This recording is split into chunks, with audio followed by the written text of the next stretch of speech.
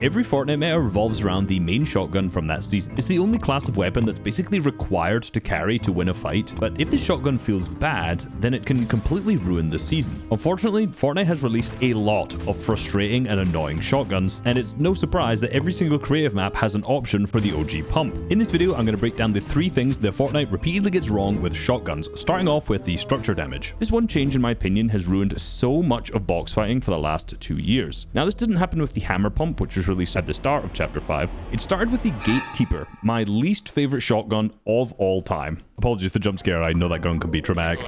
Now, the Gatekeeper only had 3 shots in the chamber without a weapon mod, and you can see on screen the insane structure damage that each shot dealt with each different rarity. Even in a green rarity, which is extremely common, this still does 76 structure damage, which is more than a single pickaxe swing at 75, going all the way up to the Mythic, which deals 93 structure damage. Now, let's take this scenario here where Peterbot is aggressing a boxed up player.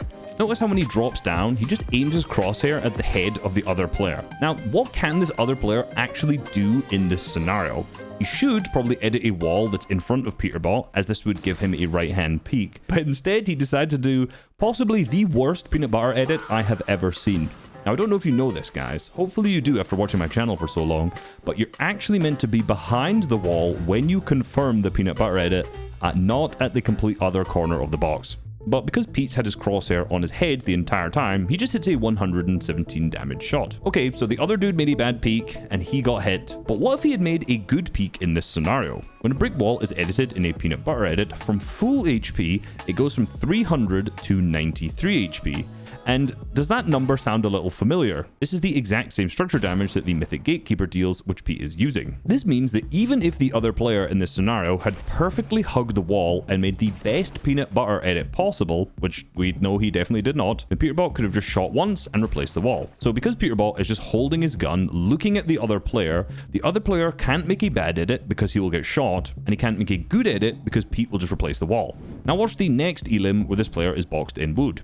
He tries to replace the wall with the SMG but fails, so he walks to the left and stares at the other player with his gun out, very similar to the previous fight. He then shoots once to weaken the wall, and then he grabs a few walls around him to give himself some edit control. Then he just again stares at him with the Gatekeeper. Now in this scenario, the other player cannot make a good edit on his wall, and he can't make a bad edit because he'll get hit. So Pete just waits until he looks away and then replaces it and kills him. The Mythic is obviously the worst version of this since it has the highest structure damage, but every rarity beyond the green, as I already mentioned, deals more damage than pickaxe. Now this video from Slyjack titled "Why You Shouldn't Make Safe Peaks" describes this issue incredibly well, and I'll link this video down below. And he's an absolutely sick channel. You should go subscribe if you're not already, especially if you like my content, you'll love his. So in this video, Slyjack sets out a couple of options that you have as a defensive player and also options you have as an aggressive player. So let's go through the options that you can do once you've just taken a wall and show why high structure damage shotguns completely ruin these. You can either do a wide peek, like a top row, where you'll shoot the player and then try to reset before they shoot you. You can do a safe peek like a peanut butter edit, where the other player can't shoot you at all because you're behind it. You can not edit the wall at all and then go from a different angle and try to piece them up as they're reboxing. Or you can edit and reset the wall to try and bait out a shot and then edit it again and then shoot them. Now, I won't spoil his entire video, but basically doing a safe peek like a peanut butter edit here just doesn't really work. Now on screen you can see the wall structure health, and basically these are the numbers that a fully built wood, brick or metal wall will reduce to once they have just been confirmed the edit, and then their HP will continually grow after that. Now as you notice, the 93 threshold is actually very, very important. This is because any wood that's edited will be below 93.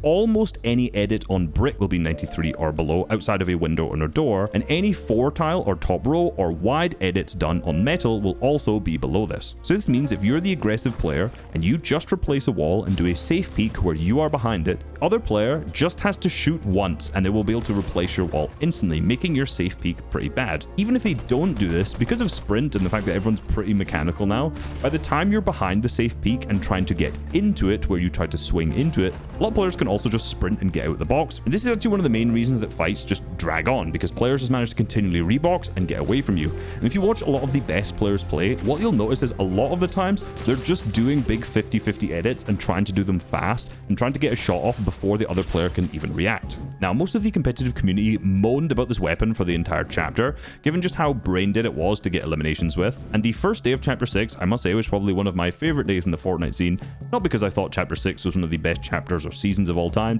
just because the Gatekeeper was gone.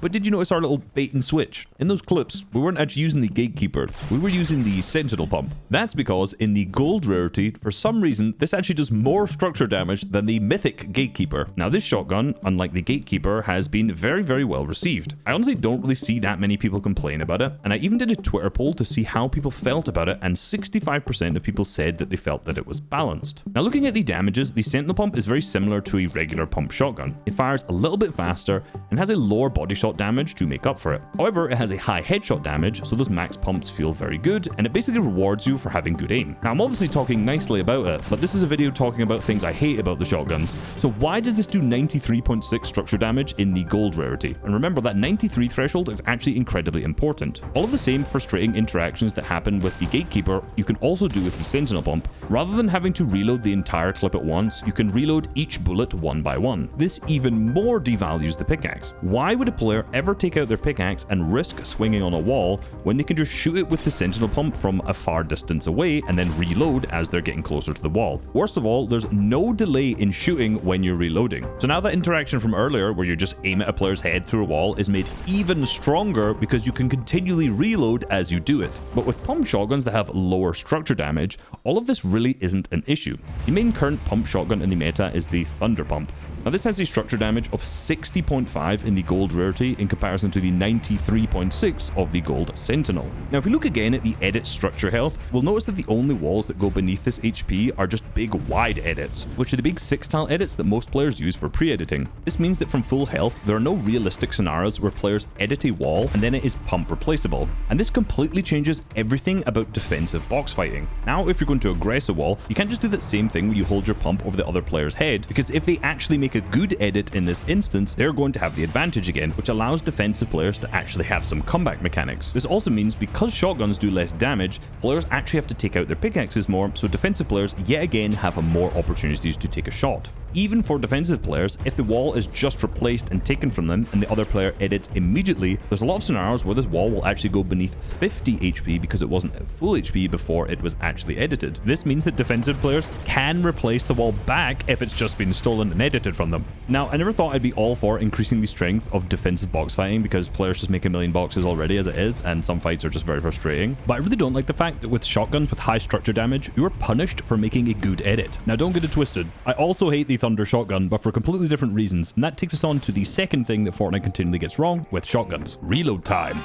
Shotguns in Fortnite can basically reload in one of two manners. They can basically reload the entire magazine at once, or they can reload each shot one by one. Weapons like the Gatekeeper were kind of nerfed because they had to reload the entire magazine at once, so players often completely ran out of ammo and then just died in fights. By players, I mean me in every single fight. Now, because the Gatekeeper was so strong, this felt like a good way to nerf it. Even though it was the best shotgun in the meta, and at a mod bench you could still get up to 5 shots, which meant that reloading was not much of a problem. But it was still nerfed by this, and ideally you want your shotgun to reload one by one. This keeps up the pace of the fight because rather than stopping for a second or two to reload the whole clip, you can continually move whilst reloading, which keeps fights a little bit faster. But the problem with the Thunder shotgun in particular is that this reloads so unbelievably slowly. In order to reload the full clip of the Thunder pump, it takes 5.3 seconds in comparison to the Sentinel's 4.4. That means for every shot, it takes 1.33 in comparison to the 1.1. Now, this doesn't sound like much of a difference, but it was already very easy to run out of ammo with the Sentinel because it takes so long to reload, and the Thunder's even slower.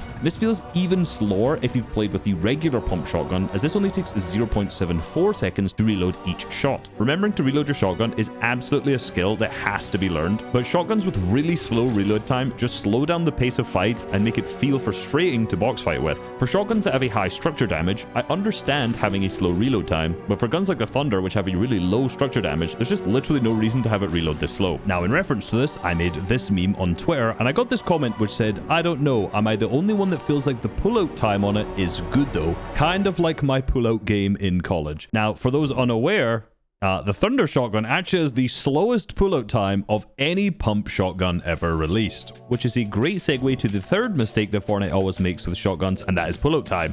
The Sentinel pump has a 300 millisecond pullout time in comparison to the Thunder's 476, and when you edit a wall and pull out your shotgun, you can definitely feel the difference. Guns with a faster pullout time allow for faster, more mechanical plays to be made. Pullout time of the weapon also impacts the 4 options that Slajak laid out earlier in this video. On Human Benchmark, the average reaction time is around around 284 milliseconds and the median is 273. Now this number isn't entirely realistic to what it's like when you actually play Fortnite, but let's use it as an example. Say you take a wall and you do a top row edit. If there's a player on the other side looking at you with their shotgun out already, we can assume it'll take 284 milliseconds for them to click and shoot you. Now, if you're editing with a Sentinel pump, it'll take 300 milliseconds before you are able to shoot. So technically, the player inside of the box will be able to react faster. But if you watch pretty much any pro fight, you realize this isn't actually true. In realistic scenarios, players actually just can't react fast enough, so the player editing actually has the advantage. However, with the Thunder Pump, this gives the other player significantly more time to react, since its bullet time is 476 milliseconds. Now, you can think of this in two different ways. You can say that having a quicker bullet time is more skillful because you're rewarded for having faster mechanics, even if you take 50-50 edits. Or you could say that the slower bullet time is more skillful because you have to make a good peak and you can't just edit quickly. I think in reality though, the slower bullet time just makes fighting feel clunkier and more awkward, and the faster bullet time is much more skillful.